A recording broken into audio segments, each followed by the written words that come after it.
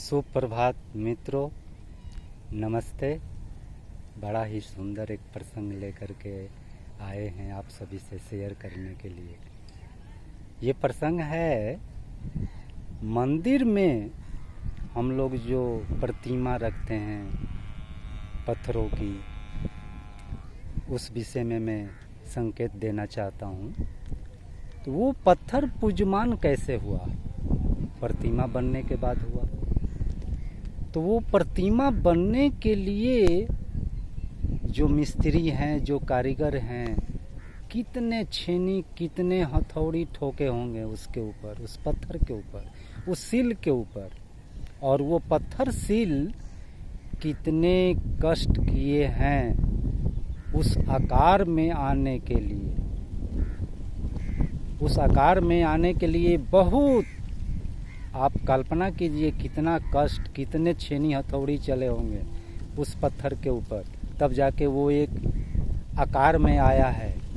उसके बाद उसकी स्थापना हुई है, उसके बाद ही वो पूज्यमान हुआ है। ठीक इसी तरह से हमारे जीवन के अंदर में अनेकों कष्ट आएंगे, संघर्ष आएंगे, मुश्किलें आएंगी, हमारे रास्तों में अनेकों दीवार बनेंगे और सब कुछ झेलते हुए आगे की तरफ बढ़ना है। कहीं मायूस नहीं होना है। क्यों मायूस होंगे? अरे हम तो सर्वश्रेष्ठ प्राणी हैं। हम लोगों ने पढ़ा है कि मानव सृष्टि के सर्वश्रेष्ठ प्राणी है। तो हम उदास क्यों होंगे भाई?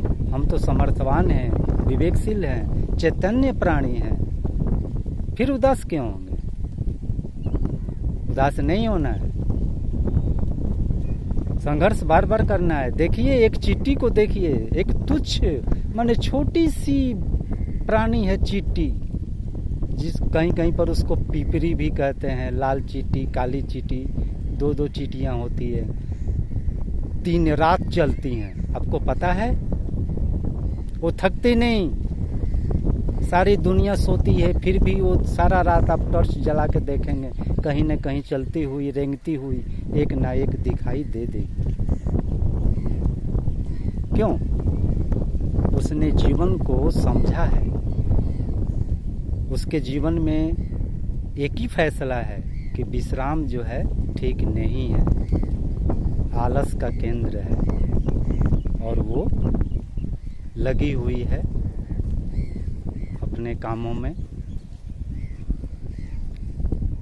तो ठीक इसी प्रकार हमारे भी जीवन के अंदर में ऐसे ही कुछ फैसले लेने पड़ेंगे कि हम गिर जाएं और फिर उठ के खड़ा होना है, फिर संभलना है और फिर आगे की तरफ में बढ़ना है।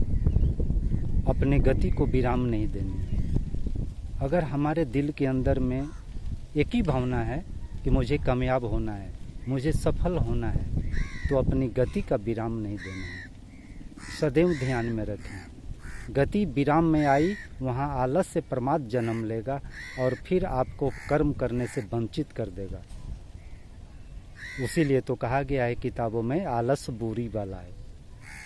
सचमुच आलस बुरी बलाए होती है। सुबह में आप अलार्म दिए हैं 4 बजे उठना है, 4 बजे अलार्म बजा, आप कहते हैं कि चलो अब 5 मिनट और सो लेते हैं, 10 मिनट और सो लेते हैं। वहाँ पर वो आलस जन्म लिया। जब आंखें खुली तो देखे कि 6:45 हो गया। तो ऐसे ही होता है। आलस मुझे या सारे संसार को छोड़ता नहीं, कहीं न कहीं किसी न किसी रूप में आलस पकड़ ही लेता है और कर्म करने से वंचित कर देता है और वहाँ पर व्यक्ति को असफल बना देता है। ये कर्म भूमि है। पुस्तकों में भी लिखा है, महात्माओं ने भी कहा है कि हम जैसा कर्म करेंगे वैसा फल मिलेगा। कर्म प्रधान देश है ये।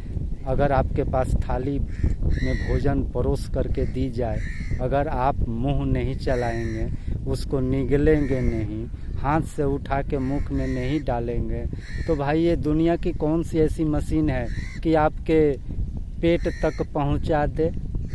मेरे तो समझ के बाहर है। वहाँ तो कर्म करना पड़ेगा। कर्म कई रकम के हैं। उस अन्न का बीजारोपण भी होता है, फिर उसको अन्न को साफ सफाई करके घर में लाना पड़ता है, फिर उसे पकाना पड़ता है, फिर भी अभी कर्म करना बाकी है, मुंह चलाना पड़ता है, निगलना पड़ता है। उसके बाद उसको हजम भी करना एक कर्म है। जो शरीर वो कर्म कर रहा है आपका, उसको हजम कर रहा है। अगर हजम करने में असमर्थ हुआ तो आपको किसी वैद्य के पास जाना पड़ेगा, किसी चिकित्सक के पास जाना पड़ेगा।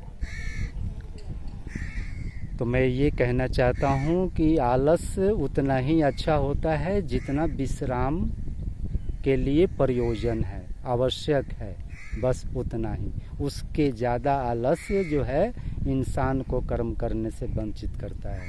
इसलिए मैं ये प्रेरणा देना चाहता हूँ कि अगर सफल होना है तो जागो अपने कर्मों के प्रति, आलस्य प्रमाद त्यागो। जब तक नहीं जगोगे सवेरा नहीं देखोगे।